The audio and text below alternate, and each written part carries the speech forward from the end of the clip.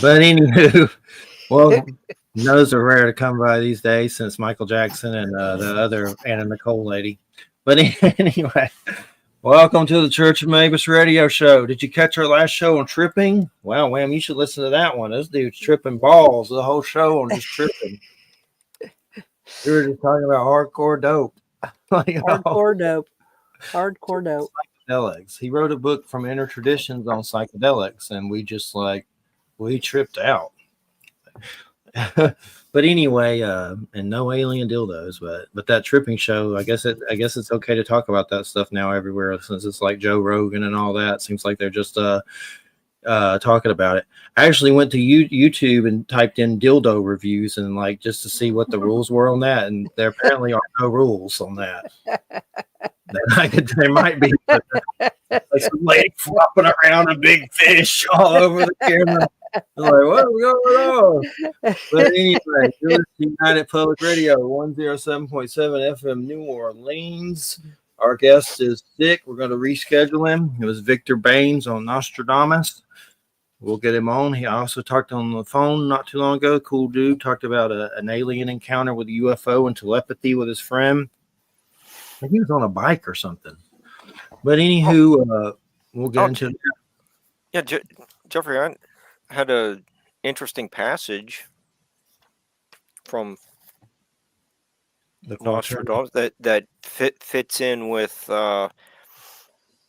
tonight. It says it's in Century 2, Quatrain 62, Nostradamus writes, Mabus then will soon die. There will come of people and beasts a horrible rout. Then suddenly one will see vengeance, 100 hand thirst, hunger when the comet will run. What? Yeah, you have the Geminid meteor shower tonight, so I don't know that that could have the stars could have aligned for tonight's show. Well, I mean, there's been a lot of weird Mabus stuff since this all started. I can remember, partying during my party years in my early years and coming across that word. And I was hanging out with a lot of bands, and I had some inclination to make a band called that or something. I never did it, but it turned into the show.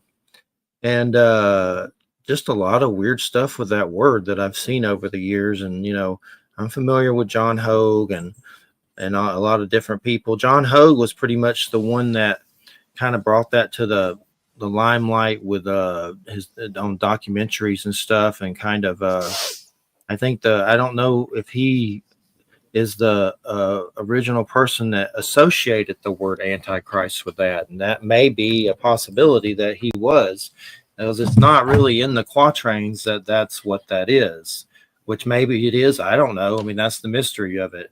Maybe that is, because a lot of people think Nostradamus called Hitler. Well, he did, Hisler. So that was weird.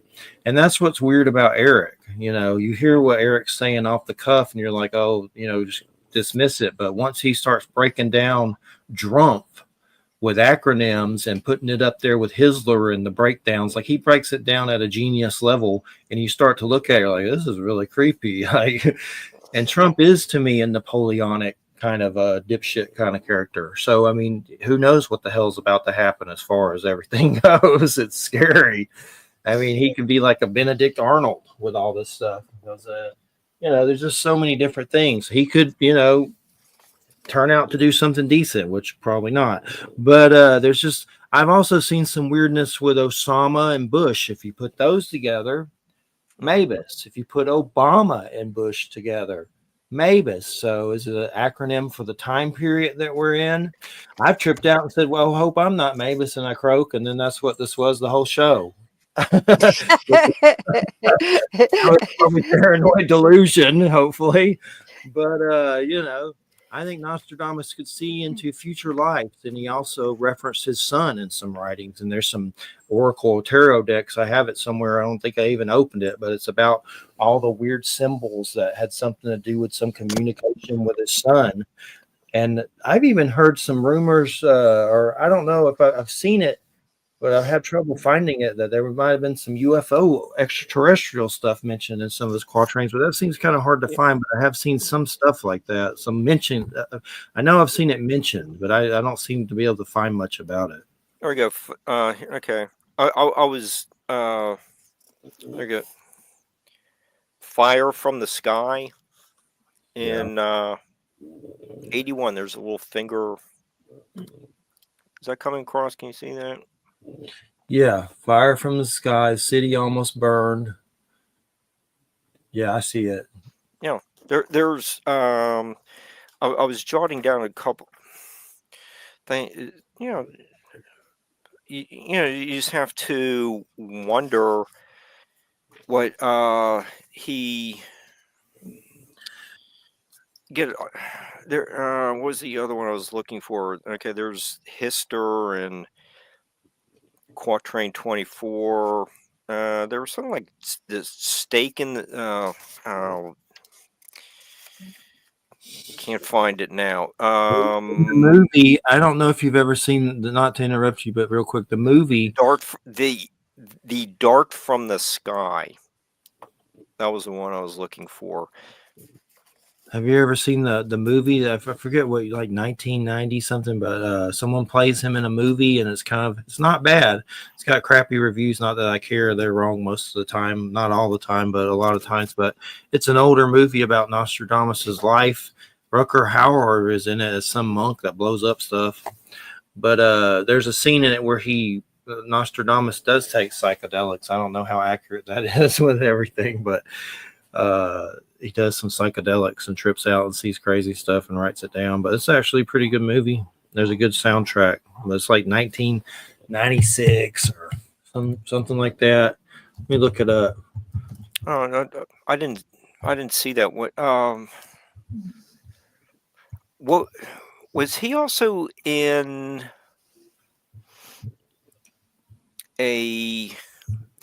another like medieval movie,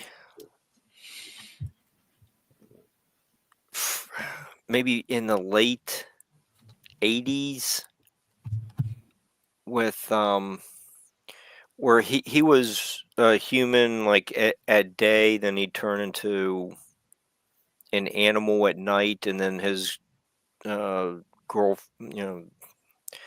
love interest was an animal during the day, and talking about Rutger Hauer. Yeah, it's possible. I couldn't tell you that offhand, but yeah, it was. So they couldn't be like part of the like medieval curse was you have like opposites going on at the same time. Is it that crazy werewolf movie in the French movie? What's that one called again? The werewolf movie. Brotherhood of the Wolf. No, that's not that one. It's that sounds interesting. I'll look it up. What is? Are you sure this isn't furry porn? No, it has, and it's not aquatic porn with dolphins in it either. Yeah, I can't even spell Rutger Hauer's name, so kind of a weird one. Rutgerhauer, and what do they turn into? Animals, shapeshifting. Yeah. What's her name? Michelle Pfeiffer might. Are you talking about Wolf with Jack Nicholson? No. Okay. I might have the wrong. Well, I know Michelle Pfeiffer and Jack Nicholson are in a werewolf movie, and Jack Nicholson pisses on James Spader's shoe in the restroom. He's like, "I'm just marking my territory." No, but that's what it's not that one. Shift though and stuff, but I don't know. I don't think Rutger Hauer's in it. Okay. There was someone like it's been out for 30 some years or more. Is it Lady Hawk? That might be. I think that's it. Yeah, that's a fantasy that's pretty well known. I haven't seen it in a long time, but I've seen it. There's like I'm sure everyone in the audience was sitting there yelling at me. It's Lady Hawk. You know, I just couldn't think of the title of it. It was a good movie. I wouldn't mind watching again. I wouldn't have known if I found it on Google searching. I put both their names in and it came up. But that's a good like fantasy movie. That's pretty good. But yeah, there when just at this time of the year, guests just kind of got sick and just eventually made it out of the bed to call me and say, I need to reschedule. I'm just really sick. So it's like, okay, we'll do it. But this um, medieval Renaissance time period has a lot of interesting writings emerging from it. Yeah, this year I swear we had like 6 cancellations in a row or something from family emergencies. Mm-hmm. So it's just the apocalypse. So hopefully Victor heals. I'm sure he will. May the aliens heal him. No probes, and he'll be back in February, hopefully. But we were also talking about cannabis on the phone, me and Victor. So we'll be chilling with the cannabis. We'll have some cannabis. But anywho, I like good sword and sorcery movies. There's some good ones out there. You gotta dig though. There's some cheese. Deathstalker. That's some big cheese, but there's some good ones. There's supposed to be some new Conan the Barbarian series coming. Apparently, it was coming to Amazon, but it was too. What's the toxic masculinity crap or something, some kind of controversy. So they're moving it somewhere to Netflix or something. I don't know. It wasn't woke, I guess. So they're getting rid of it. But Conan the Barbarian, Robert Howard. We've done shows about him with my friend Jeffrey Shanks, and he's done some archaeological stuff digging around that dude's house. But yeah, one thing I wanted to talk about. Make sure a dog don't bark. Got to cut it out. Quit it. But anyway, one thing I want to talk about is basically we're having an alien invasion. Drones. I see this guy Cliff High that made WebBot, like he predicted it. And there's all this stuff. They're going to stop Trump's inauguration with an alien fake invasion from deep state. And these are like serious headline. Well, it's serious to these people, the radio host of all this stuff. They're like going crazy. New Jersey congressman says it's an Iranian mothership sending drones from the ocean to get us. Like they're just going it's an Iranian mothership. Probably their own government crap showing off to other countries. Like, mess with us. We got weird stuff going on. Here you go. Like Phoenix Lights weirdness. But Wham, what were you saying about it all? You got some drone activity? It's been happening. This has been happening in New Jersey, but it's actually on a lower level. It's been going on for a little while. It's just that what's been going on in New Jersey has been kind of an acceleration of it. But no, we've had some sightings like that here in the Hudson Valley in New York and over down south towards Jersey. It was maybe 2 or 3 months ago. I actually saw something odd myself on the way to work in the morning on my morning commute. And there were just a bunch of us in a row, cars going south down 9W. Any of my listeners who may be from this part of the world, they'll know exactly what I'm talking about. A 9W between Kingston and what is it? Kingston and Marlboro, just north of the Mid-Hudson Bridge.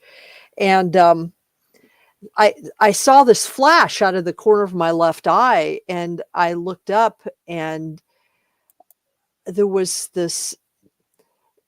The sun had not yet risen; it was just about to rise, and but this flash was high in the sky, and it was some kind of a large light, and it was an object of some type, a large object. It was right over the river. And it wasn't that high up in the air. I mean, it wasn't like, and really wasn't that far from me either. And at first I thought maybe it was like a helicopter, like a traffic helicopter. But then when I really looked at it as much as I could while driving, I noticed that there weren't any of the required FAA lights on it, as you would have to have on a helicopter like that. And it wasn't moving like a helicopter. It was it would move up, and then it was moving like a drone. It would move up, and then it would move side to side and then come down a little bit. And so then I thought, well, it's a drone. But as I got closer to it, it was getting larger, and I could see it was a lot bigger than a drone. I mean, we have drones here all the time. The police use them for surveying crowds and stuff at events. And there are people who, fly them around, but those are the small ones. This was really big. It was a really big machine. And it just had like a single light on it, or actually you couldn't really tell about a light. It just seemed to kind of glow, which I thought was very strange. And I thought to myself, surely I can't be the only person seeing this, because it was in plain sight of like all the cars that were, going south. And then all of a sudden it disappeared. It just winked out, just boom, just like that. It was gone. So And I just continued to drive, and I was like, okay then. So when what do you think if it was the Well, drones it was moving kind of like a drone, because drones can go up and down, and they can Right. go side to side, so it was moving kind of like a drone. And also in the sense that, drones can hover, so it would hover, Mhm. and drones they can go slowly side to side, or they can speed up, they can kind of do that sort of thing. So it was moving like a drone would, which is why I thought, oh, it's a drone. Except then I realized that it was huge. I mean, it was way larger than a drone would be. And I was actually too far. I mean, even though I could see it clearly, I was actually, if it was a regular, like little commercial drone or something, I wouldn't have been able to see it at the level that I could see it. It was something that was large at the distance that it was. Does that make sense? And I even kind of as I was driving, I was even kind of looking to see whether or not the glow on it was caused by reflection from the sunrise that was coming. Mhm. But it was actually glowing on the wrong side of that, so it wasn't a reflection. It was glowing towards us, which would have been on, away from the sun. And like I said, it didn't look like it was a light particularly that was on. It looked like the whole thing was glowing. So You couldn't have any FAA lights on it, no blinking lights. As like if it was a traffic helicopter, which sometimes they do have traffic helicopters there over by the Mid-Hudson Bridge because of the nature of that bridge. Or they sometimes use helicopters, like if there's been like on that bridge, we get a lot of jumpers. yeah, so do you have any explanation for what No. it could have been with the unusual movements? Well, like I said, it moved like a drone, like a Mhm. drone would, but it was way bigger than any drone I've ever seen. Well, that's what's being reported in New Jersey. Yeah, I know. So what are they? I don't know. That's the thing. I mean, I thought it was really curious when I saw it. Mhm. I think the thing that really kind of weirded me out about it was that it just disappeared. It was just like I was looking at it, and I mean, I had to watch traffic and then watch it and watch traffic and watch it, and it was there. It was a good 5 minutes that I was watching it, and then all of a sudden I looked, and there was no trace of it. It it was just gone. That's a It wa lengthy time. Yeah, it was. And it was in full view of of commuter traffic coming both ways, up and down Okay. the river. So it was.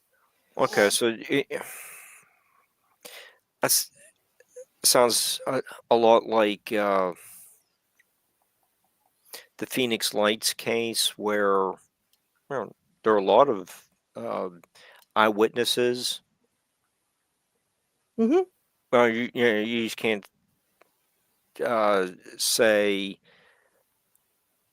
that many people, because I know Lynn has been a guest with Joe a lot.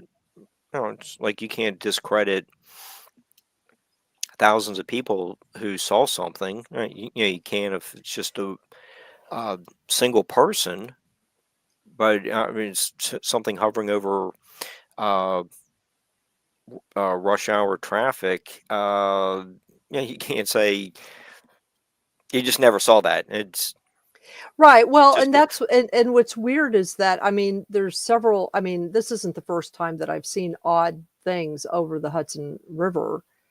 I've actually seen strange lights this is the first time during the daytime, but I've Mhm. actually seen strange lights over the Hudson River more than once. And um and each case that I've seen them, I'm not the only person who has seen them. In fact, there was one, and this was several years ago. I saw two. It was at night, and it was relatively late at night. It was like maybe 9:30 at night, and I had just come across. I'd been on the east side of the river for an event, and I came across to the side of the river I live on, and it was a Saturday night, so there were quite a few cars out. It was quite a bit of traffic out. It was kind of early fall, I think. So the weather wasn't bad or anything. And it was pretty clear outside, except that there were some low hanging clouds. But it wasn't cloudy, and I was coming down or going, what was it? I guess it would have been southeast on 32 from the Rhinebeck Bridge. And I saw these two lights. I saw them sort of at first at a distance, and they looked like they were right over the river, and they were stationary, and they were just hanging there in the sky, not too high up. They were just hanging there, hovering over the river. And as I moved, as I continued to drive, I just watched them because they looked odd, because they were just hovering. They weren't moving at all. They were just hanging out there, but they weren't stars. You could tell that because at one point, the moon was out a little bit, and at one point you could see the reflection of some clouds, and so I realized they were below the clouds, and they were just hanging there. And so I came as I was coming closer to them as I continued to drive. They were getting closer and closer because I was getting closer to their relative position. And finally, there's this one stoplight, and I stopped there. And they had started out like way over here in front of me, and by the time I stopped, they were like right here, like close to me, relatively close, but they were just hanging in the sky. And as soon as I stopped the car, I thought, well, I'm close enough now. I can roll down the window and see if there's any sound. And so I did that, and there was no sound.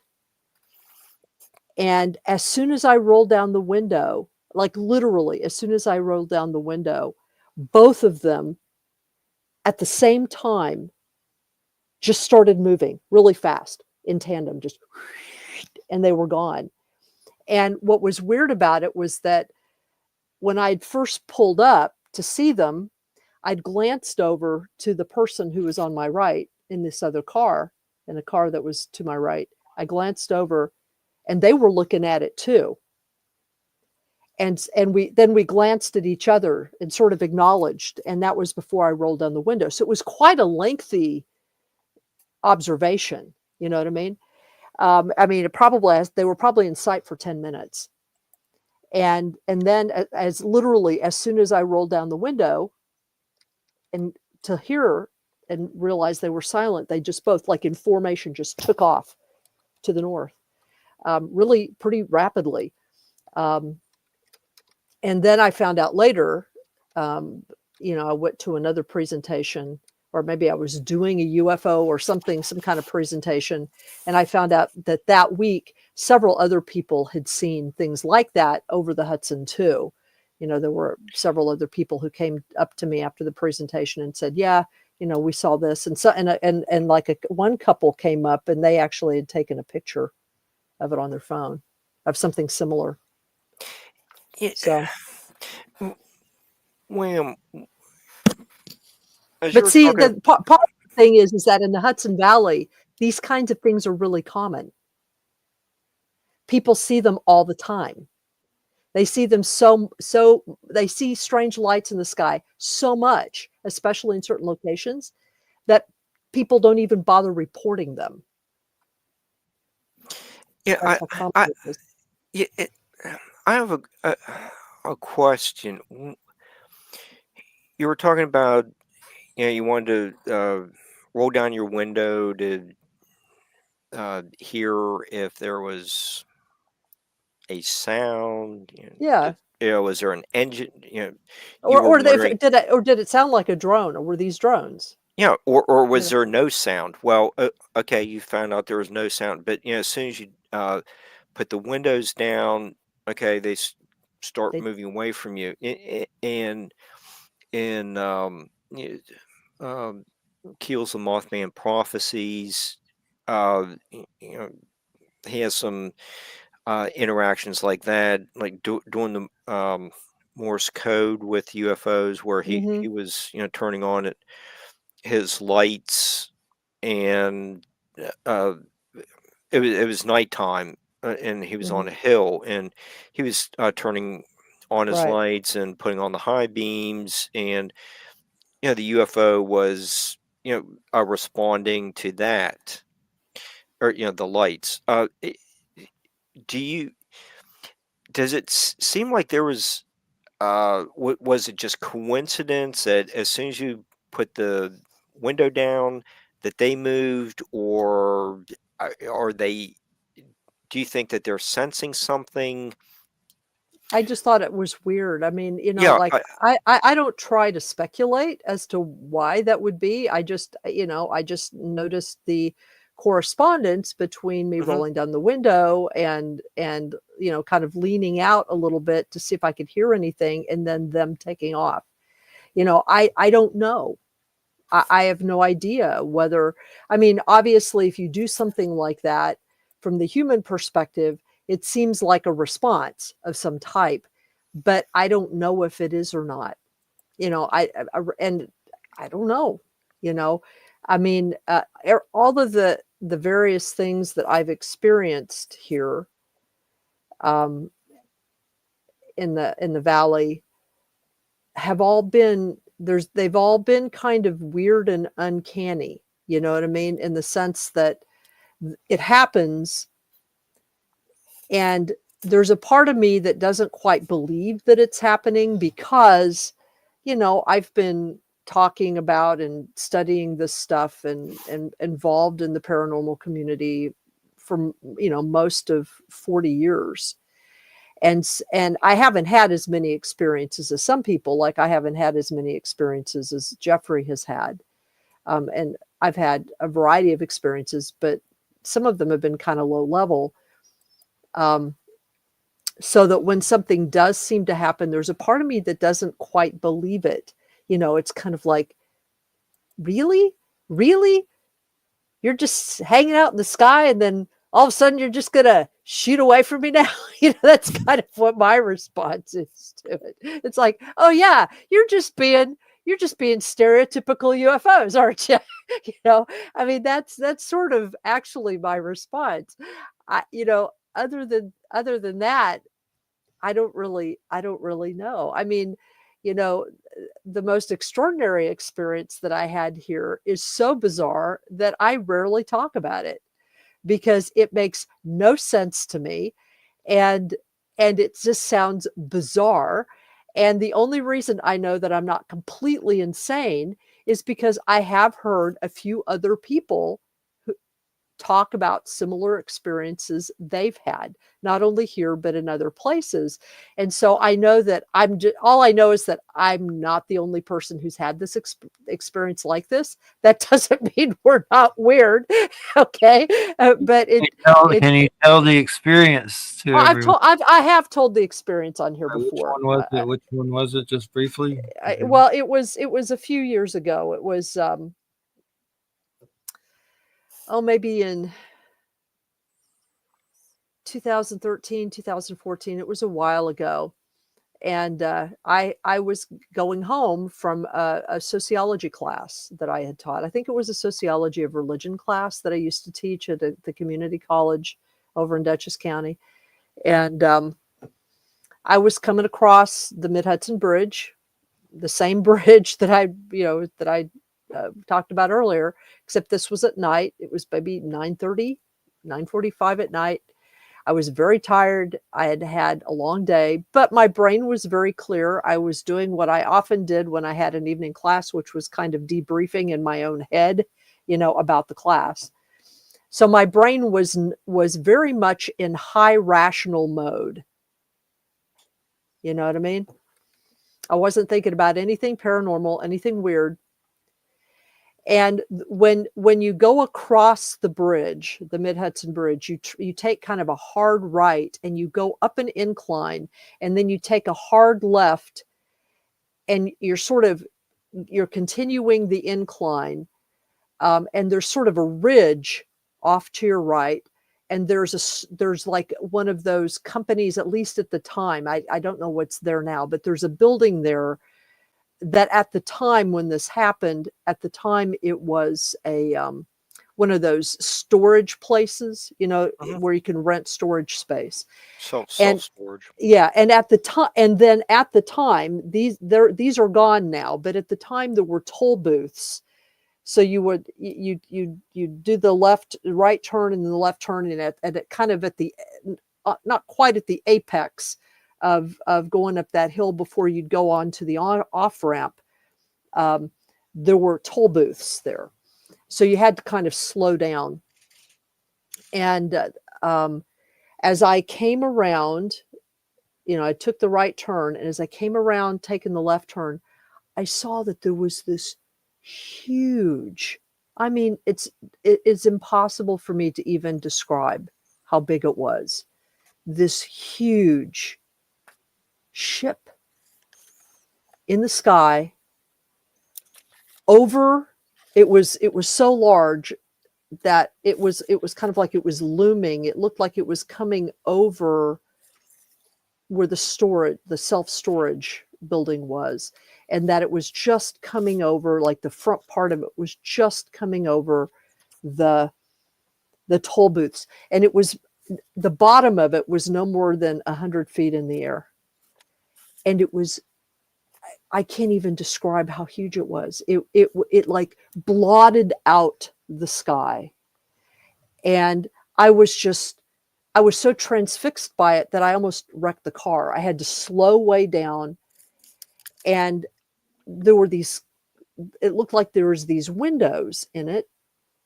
And there was this light coming out of the windows.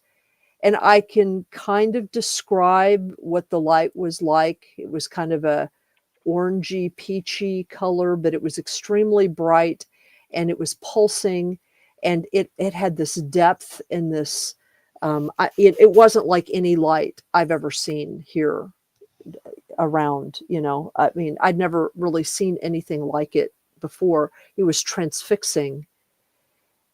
And I remember thinking to myself, does this shit happen all the time here? So that like New Yorkers don't even notice this? I remember I was thinking this in my brain. And I passed underneath it through the toll booth area, underneath it. And then I just kept going because I didn't want to stop because I was in traffic. I kept going, and I came to the ramp, which exited off to the right. And as I curved around, I turned like I kind of slowed way down. Nobody was immediately behind me. And I turned to look, and I could see the mechanism of this huge ship. Hmm. And it was like I could see the front of it beaming the light down onto, like the toll booth and everything, where I'd seen the windows, and I could see this huge mechanism. I mean, it was the size of a football stadium. It was huge. There That was was all of this mechanism stuff in the back. It was kind of teardrop shaped, roughly from what I could tell, as the rest of it kind of sunk into darkness. And I was just like, I have no idea what that is. And I just kept driving because it freaked me out. I had and of course, nobody said anything about it. There was no notice about it. There was, nothing was said that anybody else saw it. The only indicator that there might have been something that somebody else saw was that I got a report like maybe a month or two later, where a woman from the other side of the river said that she saw something over the Mid-Hudson Bridge. But I didn't get any details on that. But it was like, I didn't tell anybody about this for a long time because I was just like, am I the only person who saw this? Is this and every time I go over the bridge at night going that way, I always look up to see, could this have been a reflection? Could this have, it's like I'm still, years later trying to explain to myself what could have come together for me to see what I saw. I have no idea what it was. It was completely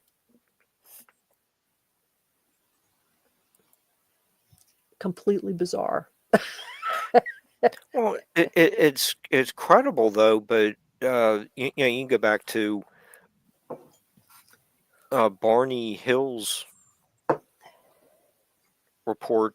I think he's the one that who could see into the windows. So there is a pattern. Yeah, well, he saw a pilot or somebody Yes, looking out at him. Yeah.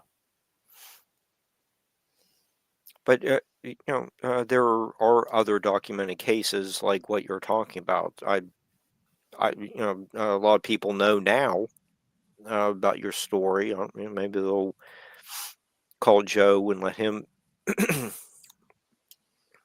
um, know their story. But you know, your story is believable. Well, it's hard. It's the only thing that made me feel better about it is that like I said, I have heard the accounts of several other people who have had, who have seemingly seen something like that with other people around, that other people, or like in traffic or in a populated area, that it didn't look like anybody else was seeing that anybody else was seeing it. And so that at least has helped me to see that I'm not crazy, but I don't really know what it was. All I can tell you is what it looked like. I mean, I felt no fear from the windows. I don't think I saw anybody in the windows. I just saw this light coming out of the windows, and it was beautiful. It was stunning. It was awe-inspiring. It was amazing. But it was also one of those things where it's like, on another level, it's like there are all kinds of things happening around us, like all the time, that most people pay no attention to, that we're just kind of clueless about some of the other things that are going on in the universe. And I also didn't get a sense that it was an invasion force. It seemed to be kind of natural where it was, if that makes sense. You know what I mean? It didn't seem dangerous, I guess I'll put it that way. I didn't feel danger from it. I felt awe from it, but not danger. Well,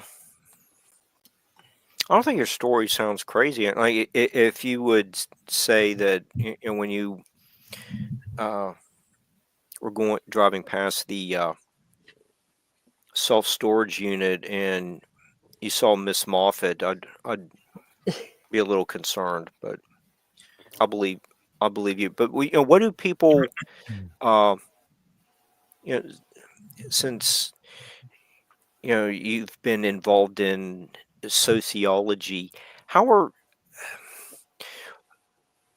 people responding to these kinds of stories that might be happening more frequently?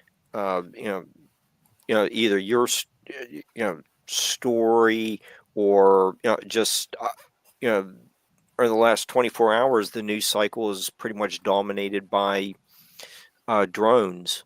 Right. How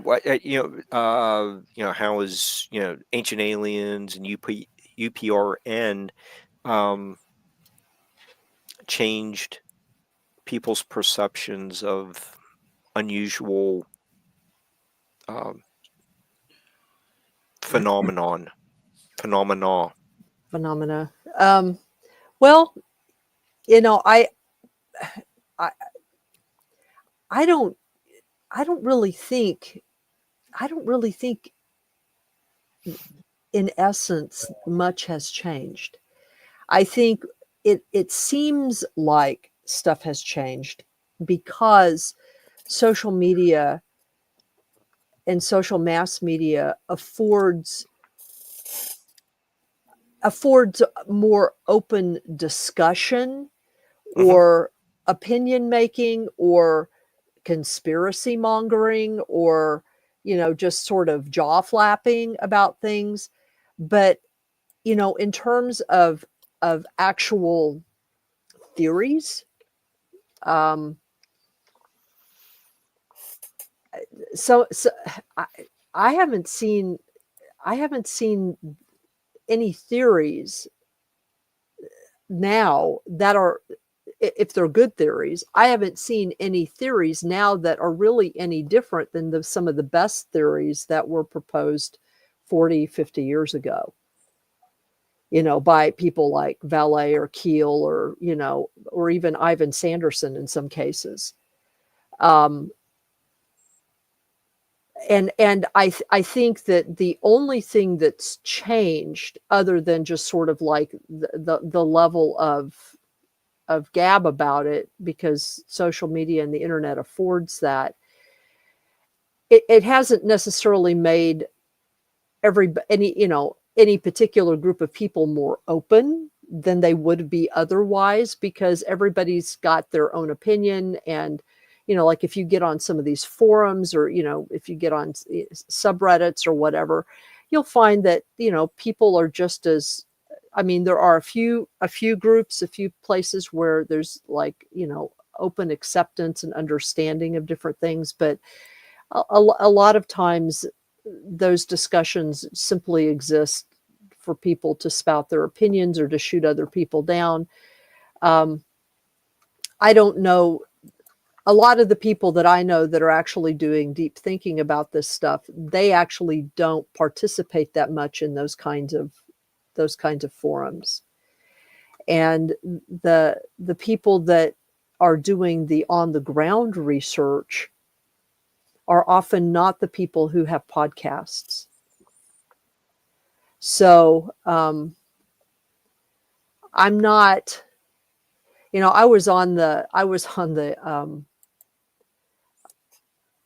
if you're familiar with the the Paracast, I was asked to be on the Paracast a couple of weeks ago. I guess it's been about 3 weeks ago. Yeah.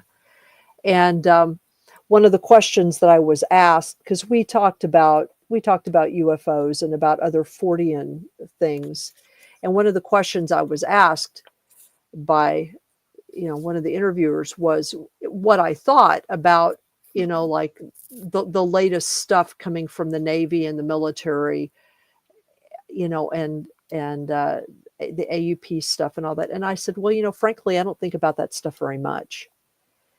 because from my perspective, not the only thing that's changed is that some of this stuff has become a little bit more mainstreamed now. But you still have journalists making fun of it. You still have mainstream journalists making fun of it. You still have every conceivable kind of weird conspiracy theory floating out around it. Most of the stories aren't even that new.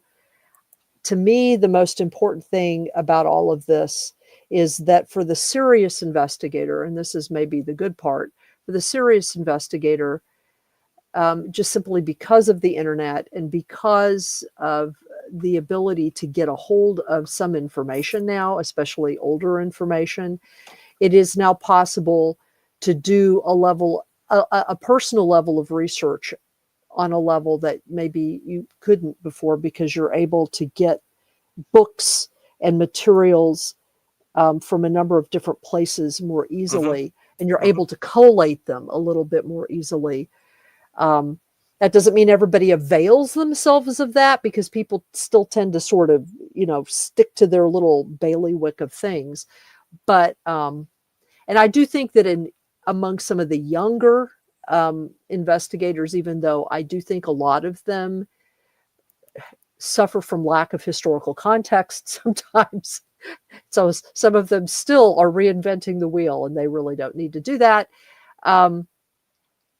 But despite that, a lot of them are more open to the possibility that UFOs and ghosts and Bigfoot and all these different things are actually on a continuum rather than distinct phenomena. Does that make sense? Hey, Yeah. Wham.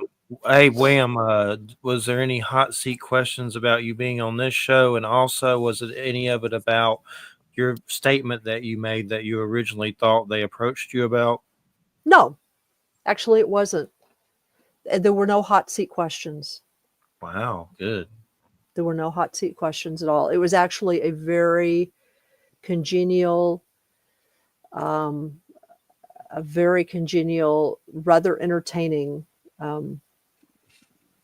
conversation. And it turned out that one of the hosts actually, I sent them PDFs of my books, and he actually read the Mysterious Beauty Hudson Valley book and liked it a lot. Cool. So it was like, okay, cool. So I know it was, that Christopher O'Brien guy died. I know he's on there a lot. oh, well, yeah. And we talked about that. We started talking about Christopher O'Brien because he had just died. And that was kind of shocking to me because, I had some conversation with him myself, because I had done, I guess it was a couple of years, almost exactly 2 years previous to that, I had done a kind of a retrospective on cattle mutilations because I had reread Mystery Stalks the Prairie, which is really the first book about cattle mutilations, and it focused on that cluster of mutilations that happened in Montana in the 1970s. It was before Melinda Moulton Howe even, became associated with this. And I wanted to do a retrospective on that because I wanted to talk about the cattle mutilation that I saw. I mean, I didn't witness it happening, but the results thereof that I had seen in the early 70s when I lived in eastern Kansas, when there was a cluster of them going on there. And I had used Christopher O'Brien's book and had used some of David Perkins' analysis in Christopher O'Brien's book, and I actually disagreed with David about some of the conclusions that he had drawn about some of, but it was fine. I mean, it was all it's like when you have a set of data, you can, depending on how you analyze that data, you can agree or disagree about the particulars of what conclusions might be drawn. You know what I mean? It depends on how you focus on the data and also what you know about it, if you know the context of the data or not. And so I disagreed with him about some of his conclusions, but not about his overall thesis this is David Perkins. And so apparently the two of them had heard about me. And so they both contacted me and we had conversation. And so it was, I mean, off and on. And Christopher O'Brien was a very nice guy. He's a very generous, they were both very generous, interesting people. And before the weekend before he died, I actually had thought about him and contacting him again about a couple things in his book, Stalking the Herd, because I was working on another podcast or another blog, and the topic of cattle mutilations came up in it. And so I thought I need to ask him about something. But then, of course, I put it out on my mind. And then the next thing I knew, I'd found out that he died. So it was just freaky. You know, it was like. Getting back to the UFO drone thing, I think what's really going on now on a lot of levels is we have technology that me and you could probably fathom it, but most people can't. The technological level of stuff that countries have now. And I think it's just people showing off their shit, really. And maybe some of it has some alien origins as far as the tech being retrieved from some down crash. I don't know. But I think we'd be really shocked if it's kind of like a hidden game and they're showing their hands. I mean, I guess my suspicion about the drones, these big drones, is I think they're of human origin. That's my suspicion. Exactly why it's going on right now, because, you know, this was happening 2 years ago, you know, during the pandemic in Colorado and Wyoming.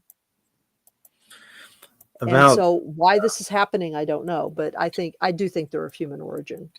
About 10 years ago, maybe 15, some kind of craft came in my yard here in Florida, made no noise. It was sound like a small mini helicopter that was in stealth flying around the yard, trees blowing around, and it was like something was flying around the yard, but you could not see it. And I think they have that kind of technology. And then I can remember in Kingsport, Tennessee, I don't even know, 20 years ago, maybe, being up on a mountain and seeing this giant craft with like a dock open, like it looked like a mothership almost, like something you'd see in a sci-fi movie. And the dock was open and all these other ones were going into it. So, I mean, that sounds like the stuff we're seeing now almost. So they probably had shit for a long time. Oh, yeah. We'd be surprised. Yeah, I mean, I guess there's a part of me that kind of thinks that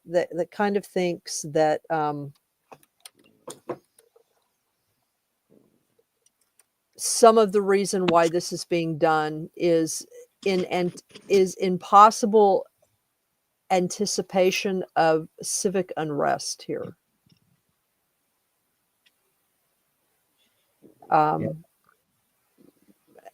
You know, just to see to test to see what people's responses to it will be. I'm just surprised nobody has like shot one out of the sky.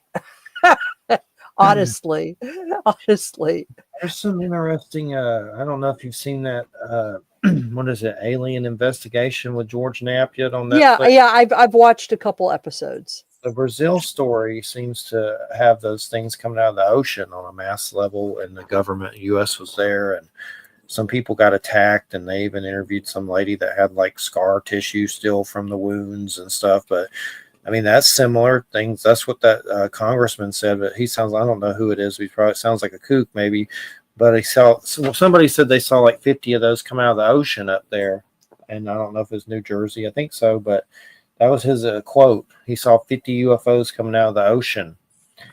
And that's the same thing down there in Brazil that they were just investigating. Very similar. It's definitely crazy. Yeah. You know, one congressman was saying there was a mothership off the coast. Yeah, Iranian. Iranian. Yeah, I don't believe that. How would he know whether it was an Iranian mothership? They give it to them for joining their cause, and they get one Iranian mothership. I mean, they might be trading this stuff. That might be the level that's going on. Give you one Iranian mothership, You join our team. You get one Iranian mothership. I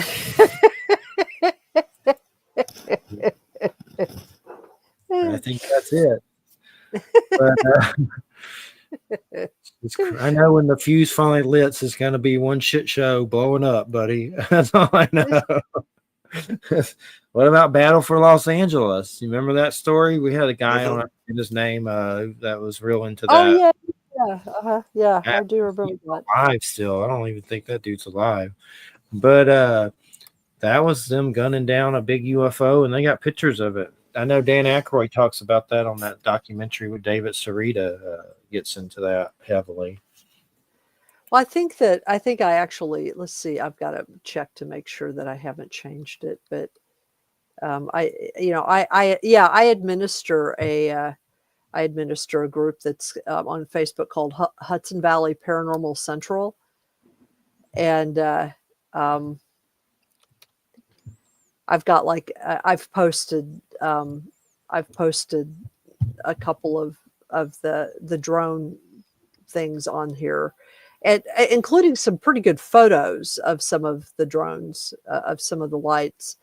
But the cover picture for the group for this group is that LA, that thing with the beams coming down, that looks kind of like, something out of H.G. Wells, War of the Worlds. War of the Worlds, yeah. It's just crazy. Now, really crazy. the PSYOP idea sounds very plausible. I mean, because that's the first thing I started thinking about was, they're wanting to, these would be like the perfect machines for crowd control, because the Israelis have been using similar kinds of devices. They're a little bit smaller. They're not like the size of an SUV or a car, but they're bigger than a commercial drone. And they've been using them to gun people down in Gaza and in South Lebanon. And how do I know this? Because they themselves have been spreading, their own soldiers have been posting these things on Israeli TikTok. So this is not like some kind of Al Jazeera conspiracy, although Al Jazeera goes to Israeli TikTok to find the footage. But, they're able to kind of float above things. And in other words, they're basically snipers in the air. And so, they're probably just kind of testing the temperament of people. And of course they would fly them over sensitive areas, not because they're actually endangering those sensitive areas, but part of the the espionage double blind that intelligence played, whether it was CIA or Air Force intelligence. I mean, various intelligence agencies were in on some of these things, when it came to some of the augmented, both augmented and falsified UFO reports in the past. And if people are interested in knowing which ones I'm talking about, they can read Jacques Vallée, because he discusses several of these in his book Dimensions. And then John Keel also had investigated some of these things. But one of the things that you do is you create a situation where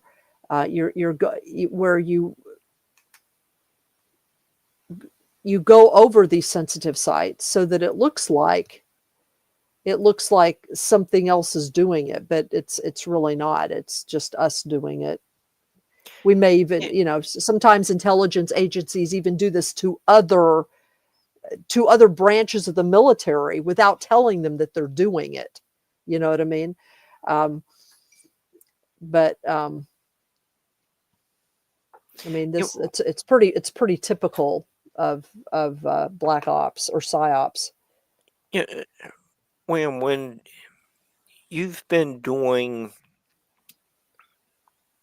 your drives home, and like one of these sightings happen, or you're leaving for the day. I don't know if you have a pet with you, or maybe Mm-mm. some of the people you uh, communicate with have pets in the car with them. Have you heard reports about how pets respond to these kind of sightings? Um, not personally, because we don't have a pet right now at all, and the pet that we did have, was not a person who would come in the car with me for any reason. Um, the only responses that I've heard to odd phenomena is the woman that I know here in the Hudson Valley who um, does Bigfoot research, Gail Beatty.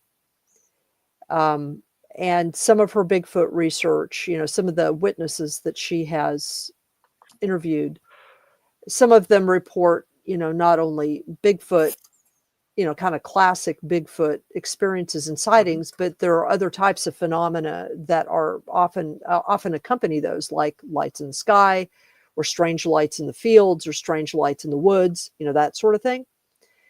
And some of them have reported um, just animal disturbances, like disturbances among horses, disturbances with cows.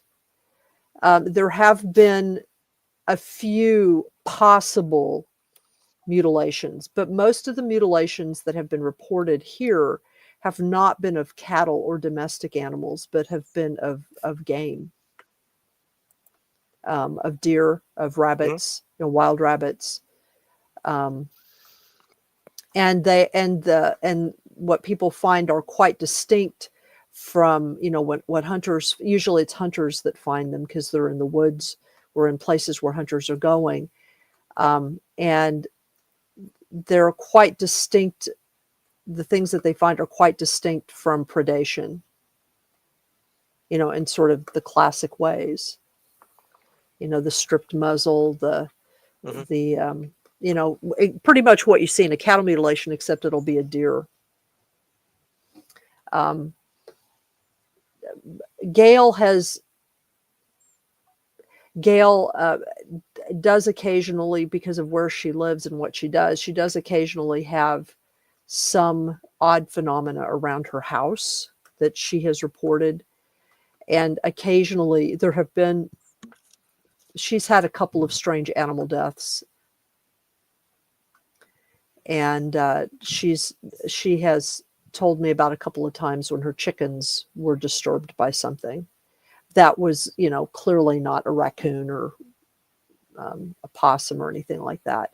So, but in terms of like pets, I haven't personally heard of any, because I haven't known anybody who's seen something who's had an animal with them to be able to say that. Sometimes you uh, do encounter references uh, that a pet was the first to recognize the presence of Right. whatever it was. I was just um, throwing out the question, based on a few samples of the readings I've uh, Yeah, come across. It's an interesting topic. right. Well, there's in the latest blog that I did, the David Enigma. Part of the reason I did that particular book is that one of the characteristics of a lot of those cases These were a cluster of cases that occurred in southern Wales in the mid-70s. One of the things that makes those stories so interesting and compelling is that there are a lot of animal effects on dogs in particular. Dogs in particular are reacting to whatever the phenomena are. And in a number of cases, the dogs who and a lot of these are working dogs or farm dogs. I mean, they're pets, but they're dogs that are used to harsh conditions and some stress. You know what I mean? So there are a number of cases where the animals, after they encounter or see or witness along with their owners, either one of the lights or one of the objects, or in some cases, some of the humanoid-like figures that were seen, that the animals, their personality completely changes. And in one case, the animal, they clearly were traumatized. And in one case, the animal was so traumatized by whatever it was that, I mean, it wasn't like the phenomena hurt it in any way. All it really did was encounter it. You know what I mean? But it was so disturbed by it that it was never the same. And because it was a working dog, a working farm dog, and it was clearly really distressed and couldn't really function anymore, wouldn't even go out to use the bathroom from the house unless a human was right there with it, that they eventually euthanized the animal because it was in such distress. It was actually psychologically suffering at such a level. Wow, that's from a UFO experience, seeing a UFO. Well, not just a UFO, but a humanoid. It was a weird humanoid. I mean, it was like, you just have to listen to it. It was like, I mean, there's something about those stories coming out of David in that, you know how Mothman Prophecy is really a creepy book. Yeah. Well, the David Enigma is a really creepy book. It's creepy in exactly the same way. I gotta dig it out. It's really, I mean, digging it out, really. I mean, some of the accounts in there are like among the strangest I've ever read. And I mean, just uncanny, the whole uncanny valley thing, just seriously weird. And the two investigators that investigate the cases really do a good job. They are on the scene. All of the cases that they include in the book are firsthand.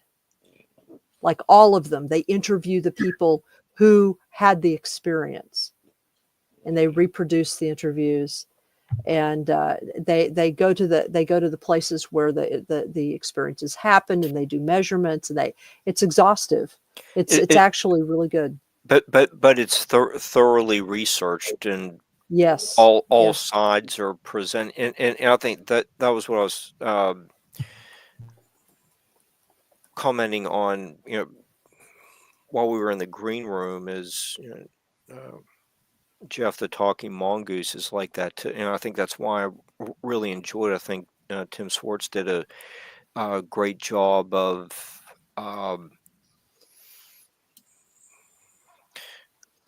bringing together almost every like notes, case studies from a group, someone's, just a small journal entry from a visitor to the family's house. He was able to compile an awful lot of information and present the story from many different angles, but it's left up for you to make up your mind. Was this animal really talking and interacting with the family. Right. That movie is called Nandor Fodor and the Talking Mongoose, a 2023 British black comedy written and directed by Adam Segal and starring Simon Pegg, Minnie Driver, Christopher Lloyd, and the voice of Neil Gaiman as the mongoose, I guess. Oh, Neil Gaiman's in some big trouble lately with some sex stuff, unfortunately. I don't know the details, but I know he's canceled, I'm pretty sure. What's it called? Nandor? Let me look it up again. It's right. Nandor Fodor, Fodor, and the Talking Mongoose. Nandor Fodor and the Talking Mongoose. 42 on Rotten Tomatoes, which, they're not always right. But 2023 British Black Comedy, 2023. I think it's on Amazon. Simon Pegg. I watch any movie he's usually in, and I've never seen a bad one per se. But well,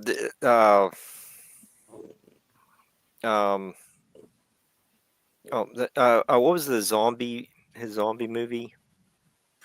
Shaun of the Dead. Yeah, Shaun.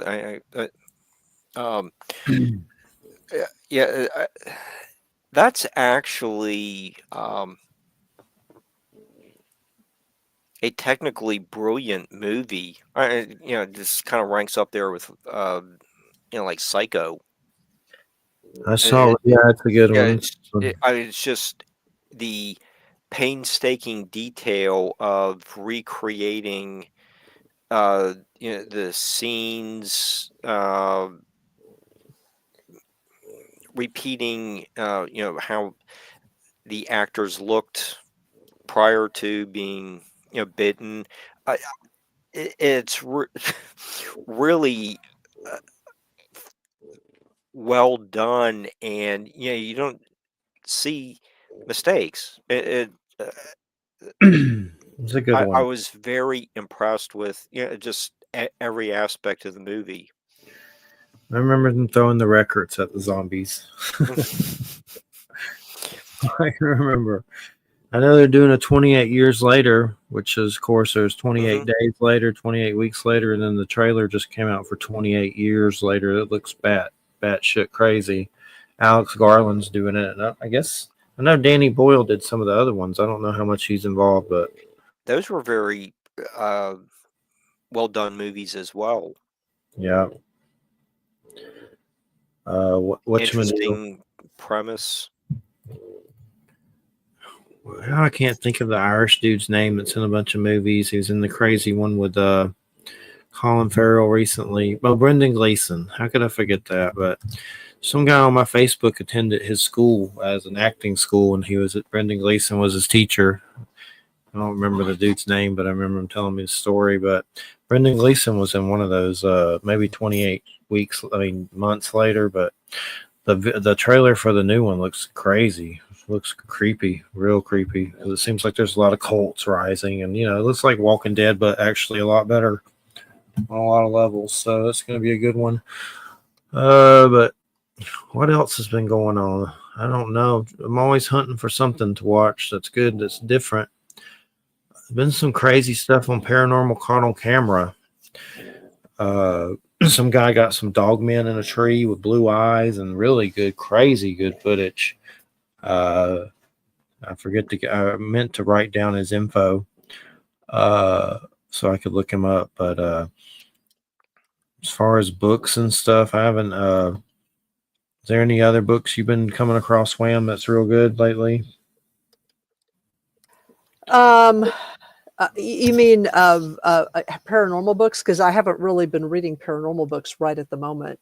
I read that Dark Man book that. Oh yeah. And there's an author that he recommends, that the Dark Man book recommends. The author is Peter Gray, and he has written a whole bunch of books on. One of them is called The Red Goddess, and one of them is called Apocalyptic Witchcraft, and one of them is called The Two Antichrists. It's basically about Crowley, L. Ron Hubbard, and Jack Parsons. you know, and um, and he's got some really interesting takes on things. I mean, I don't agree with everything that he says, but he has probably one of the best analyses and critiques of Crowley that I've ever read. Without dissing the guy, without saying that the guy is a complete loser or anything. I mean, but he basically, he has a different take on on Is it a where. history? Well, there's a lot of history in it. This is his whoops. What did I knock over? Oh, this is in his Red Goddess book. His Red Goddess book is kind of a combination of it's part revelation, part anthropology, part history, part analysis. The first part of Lots of boobs. the first, well, that too. Completely into boobs. The first part, the first part of it, book 1, A History of Mystery, Revelations, Weeping We Remembered Zion, How Many Miles to Babylon, is kind of an analysis of the book of Revelation. He argues that the book of Revelation, and this is where I quibble with him a little bit, that the book of Revelation is sort of like it was the reason why it was finally included in the Bible, because it was almost not included in the Bible. And in fact, there are some Eastern Bibles in which it isn't included. But the reason why it was finally included in the Western Bible is because it's a genre of literature for one thing, but it also in a sense kind of puts to rest what John of Patmos attempts to do in it. He's the prophet. He attempts to put to rest both Rome, the kind of paganism of Rome, plus the deeper roots of goddess pagan worship, which Rome had adopted some elements of, which come from Mesopotamia and Egypt. And I mean, and he has a whole system of analysis where he's looking at this. But part of the reason why he does this is because he argues that the book of Revelation has become the kind of the central apocalyptic metaphor of our time, of the Western world. Nostradamus uses it. John Dee used it. It's sort of in the background of every single apocalyptic movie that has ever been made in the United States. And, the only quibble that I have with him about that is that historically, because he doesn't talk about this, historically, the book of Revelation, while it was included in the Bible in the West, was not that important in the West until the Crusades. And then during that period, it became sort of foregrounded because of writings, because of the Crusades, and also because of writings like philosophical writings like those promoted by a philosopher and mystic whose name was John Scotus Erigena.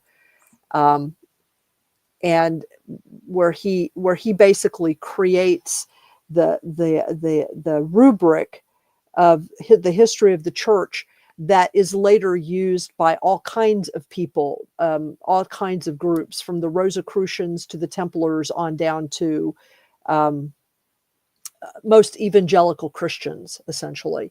So I would argue, actually, that the book of Revelations only became important during the Crusades, and then was retooled yet once again by various evangelical and Christian movements coming out of the Protestant Reformation, and usually used as a means by which to fight back against science, essentially.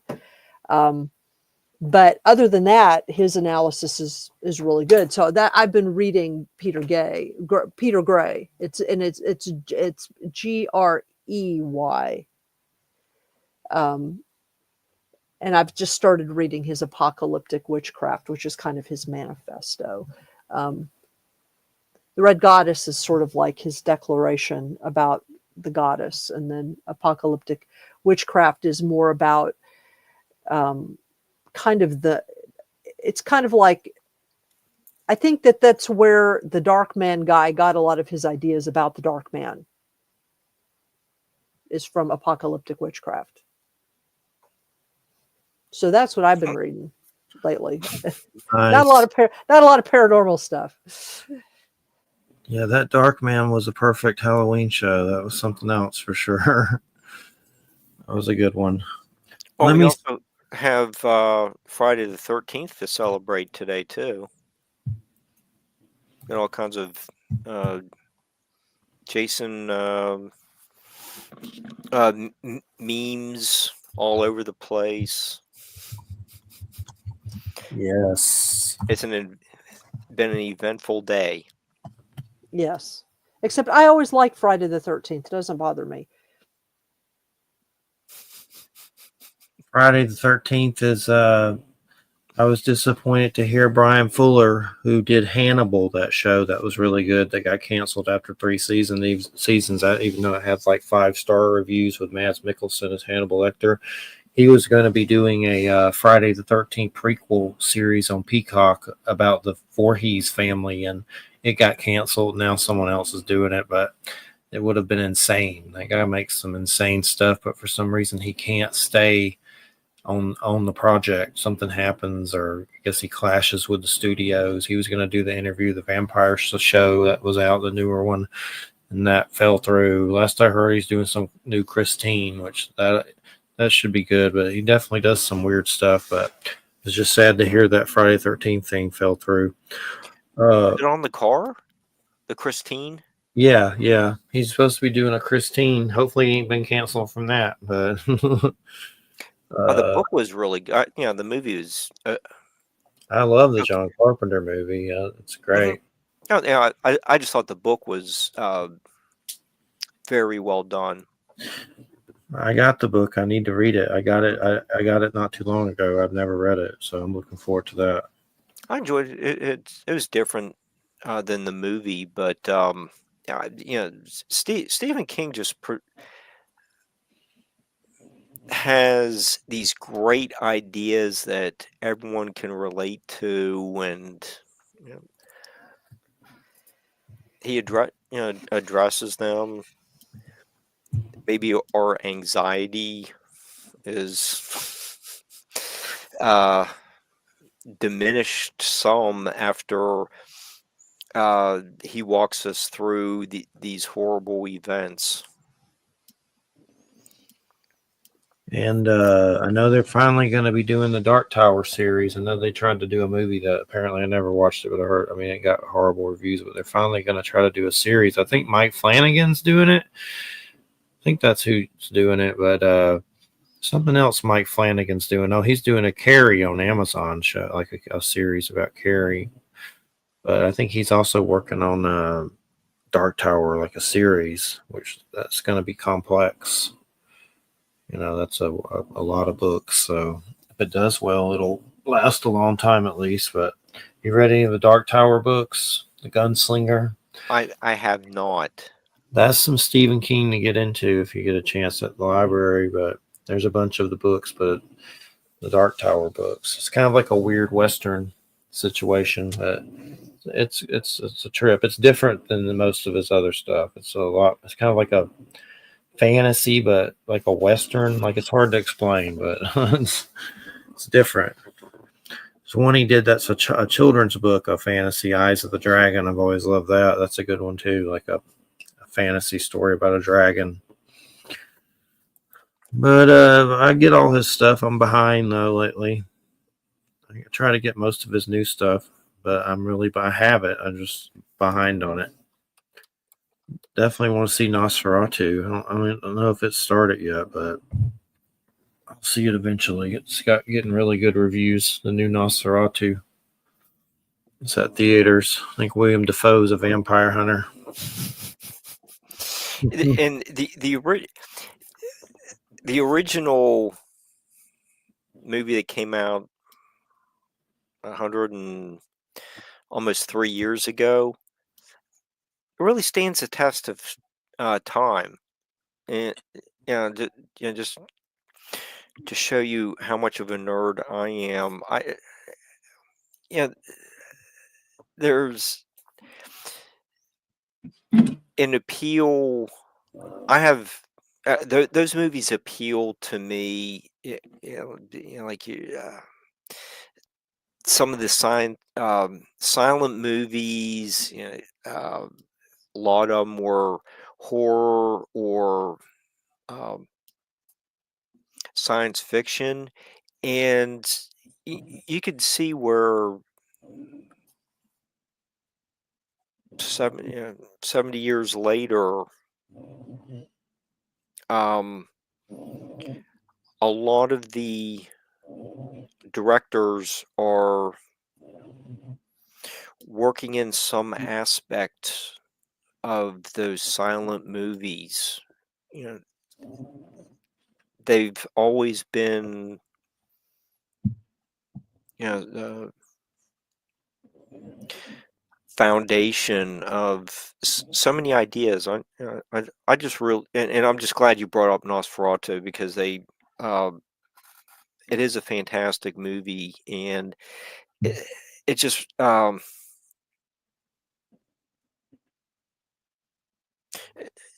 it really is a template for so many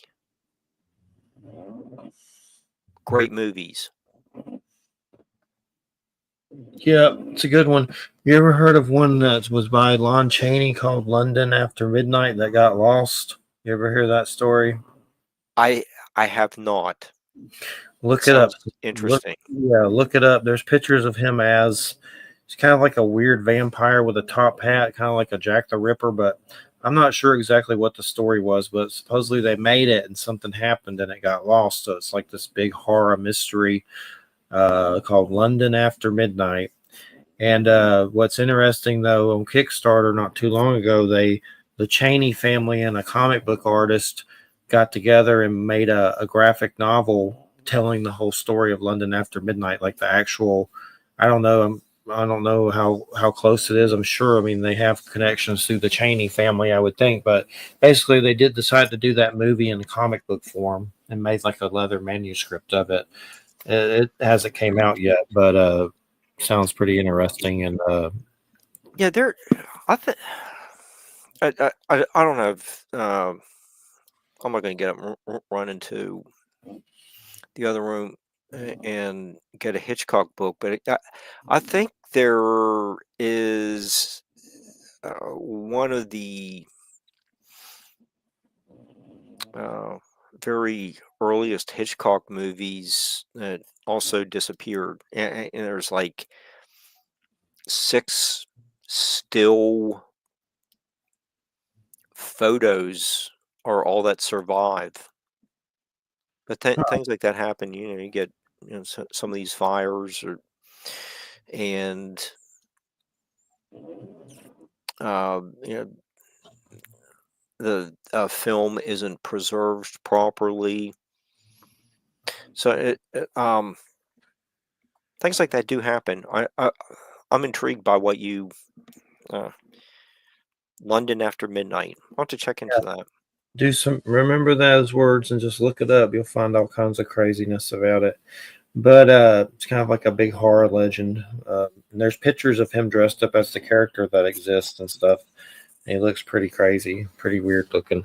But kind of reminds me of who is it? Santiago from Interview the Vampire, the Armand character with the top hat, but his face is kind of like this grinning, like tooth grin. That's really weird, but it's definitely there's some weird shows that dogs making noises.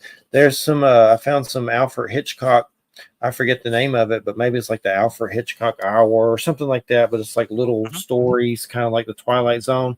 But also another one me and Christina came across, Tales of the Unexpected by the Charlie and the Chocolate Factory dude narrates it. I always have trouble saying his name. Raw Dahl, or is that right? Whatever you know I'm talking about. Raw Dahl, am I saying that right? But the guy that wrote Charlie and Chocolate Factory has a weird ass little thing. It's on Amazon. The other one, the Hitchcock one's on Peacock. But I think there was one about a wife's husband that died, and he decided to, like, some doctor put his brain in this mechanism to where he'd still be there in consciousness. And he's like, there's an eye, and she has to talk to the eye, and it gets creepy. I forget the rest, but there's some weird little crazy, like old Twilight Zone-ish kind of shows. Oh, those are the good ones. But yeah, he's like in this machine, and she has to look down and see his eye, and it was really weird. Just weird things you come across, like those weird shows. I know Andy's talked about one, Have Gun Will Travel. I've got a hold of all those, but I haven't watched them yet. That's like an old Western that's supposed to be kind of weird. Have Gun Will Travel. Mm-hmm. There's a lot of stuff. Yeah, there's a lot of stuff out there. The guy that did Twilight Zone did a The Western. Loner. Yeah, did you ever see that? I've seen one episode. I what Lloyd Bridges was the main character. Is that right? I think so. A- Yeah. And it was actually the episode I saw was a good one. It had a promising start, and there was like behind the scenes stuff that happened, and it just suddenly got shut down. Yeah, that's a But weird. I mean, it was. I think the Twilight Zone was After it. pull. Yeah, it was just not renewed after the 63, 64 season, and Rod went into the Loner, and people, other people on the set, it was just people just couldn't work together, and it just suddenly ended. I think that's the way I understood it. But I did see one episode. It's a very interesting Western. I'll have to check it out. Is it pretty much like your standard Western, or is there other weird stuff? No, it's not. It is not like a Twilight Zone Western. It was more of black and white version of Gunsmoke. And I think it was Lloyd Bridges was the main character. And there's a guy that I was talking to. His name's Silas. He did a comic on Kickstarter called The Devil's Gate, and he may be coming on with his the artist and to get into some weird stuff like westerns and stuff, like a lot of the comics and movies and stuff. Like there's Jonah Hex in the comics. That's kind of a weird western, and then there's a lot of westerns that influence his comic, but his comic's supposed to be kind of, I guess, weird west and apocalyptic. But he got kickstarted. Luckily, it's kind of close. I didn't think it was going to, but a lot of times when they go into the last hours, that's when you'll really rack it up. I've been kind of watching it. It's pretty trippy on there. Like these artists get together with their comics and different projects. There's all kinds of weird stuff on there. I saw some weird thing that turns your phone into a musical instrument and you blow in it somehow, and it was like going through the roof. I've seen some comics on there get $600,000. I think the G.I. Joe Marvel collection from Image that they re-released got into the millions. You might need to get Arlen back to get into some of this Twilight Zone history, as well as Batman. Yeah,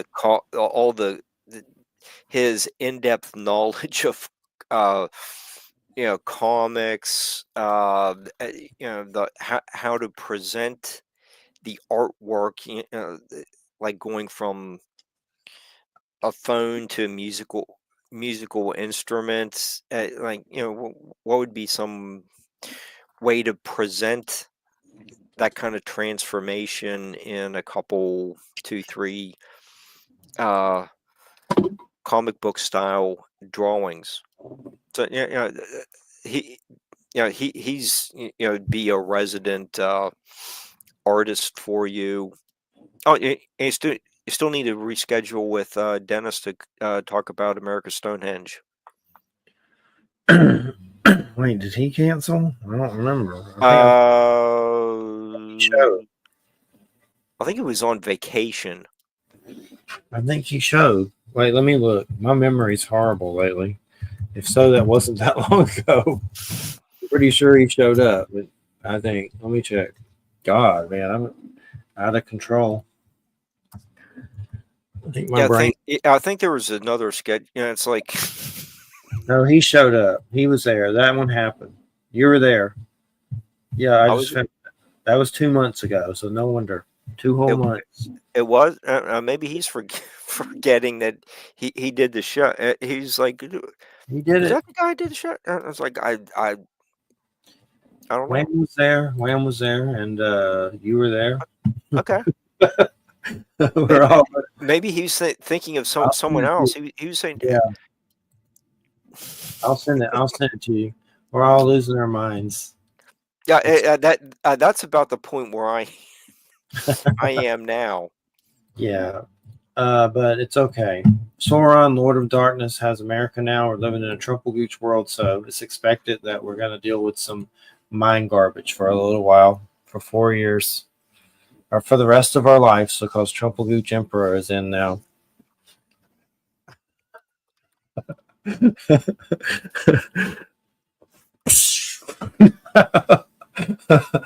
But anyway, let me read some of the guests and we'll close out.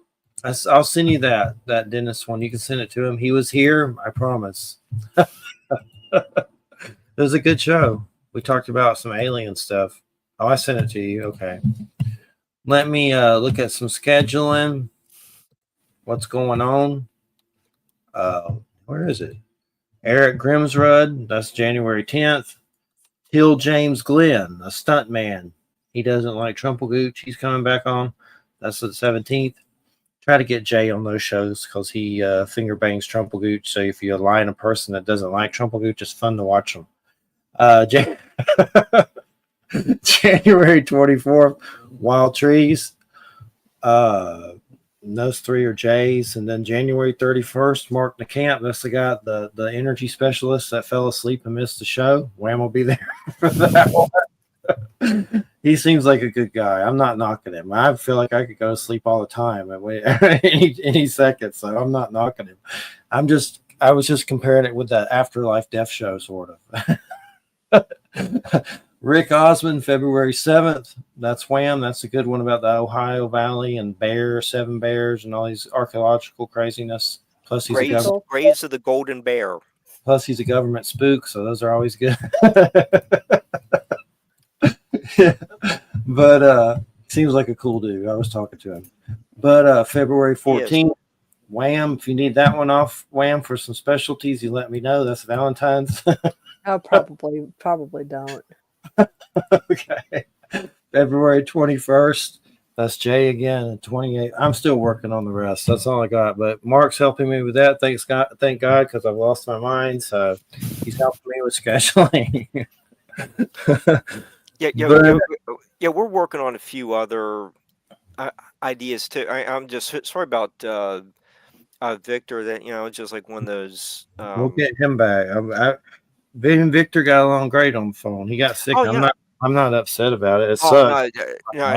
It's like this time of the year,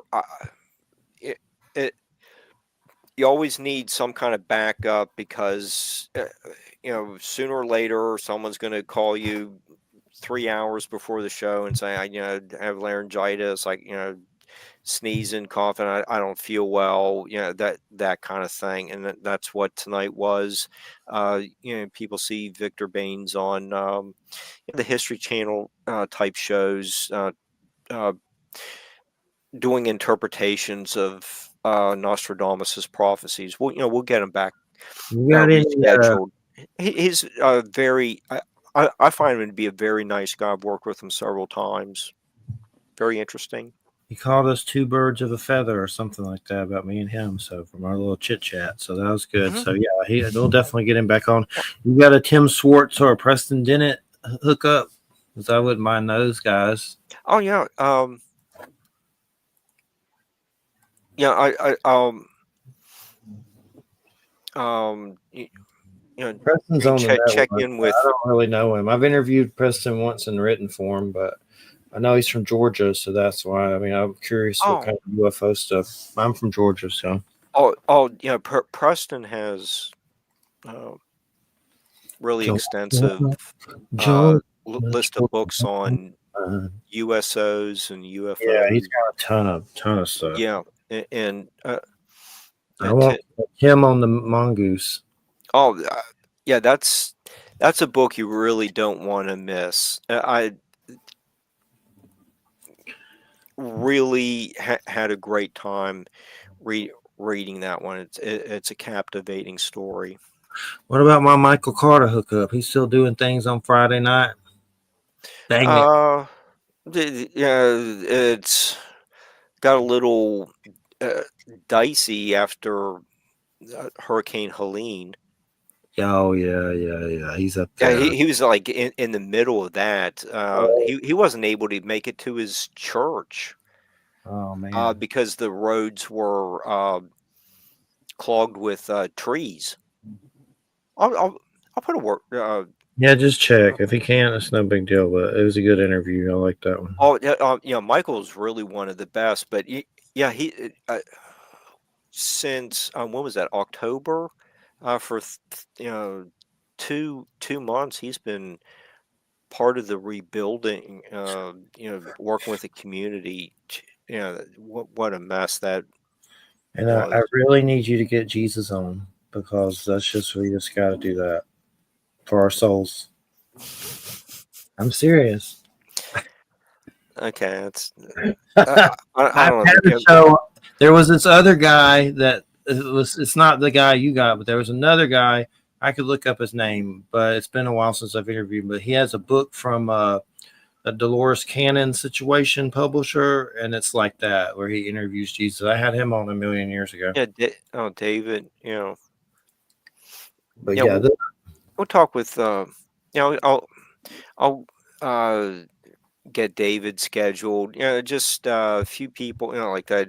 Michael and that natural disaster. Okay. What are you barking at? Oh yeah. Before we go, we're going. Me and Christina had a crazy situation. Not with this dog, but the other dog. A little weenie mix named Pumpkin, because he looks like a pumpkin. We were out walking all the dogs at this park, and Pumpkin is always usually on a leash, but for some reason he wasn't for like a split second, and we turned it around, and suddenly Pumpkin goes under a gate at a water pump facility, weird place, a chain gate, and there's a trailer and chain gate. He goes under the trailer, and I can't get to him. And I'm freaking out because there's like these holes that he could have fell into and died. And suddenly I'm looping the leash through the chain link fence. I put it on his neck through a hole in the chain link fence, and I'm having to walk with him back to the house and do the leash through links to get him out of there, and had to use French fries. Christina and me lured him back and grabbed him with French fries. If it were not those French fries, Pumpkin probably would have croaked or stayed there all night. Or it was just, I tried to dive under the trailer. I'm all cut up. Like, I'm freaking out. This dog's going to fall down a whale, whatever the hell that was back there. It was terrifying. It was terrifying. That, it felt like I was in a horror movie. But anyway, I appreciate you and Wham. I feel like beat up, so just need to rest. I'm looking forward to the vacation coming up after next week's show to recharge the batteries. But thanks, you guys, for carrying the convo, because I feel like a poop. So thank you. I enjoyed it. Yeah, thanks for the opportunity. We'll just have to get Victor rescheduled. You'll really enjoy it when he Yeah, we will. We'll get him on. Just let me know. I'll get you some dates. But I was going to name it the Batter Santa UFO Show. That's all I got. But everybody have a good night. See you next week. Good Good night. night. Good night, night. everybody.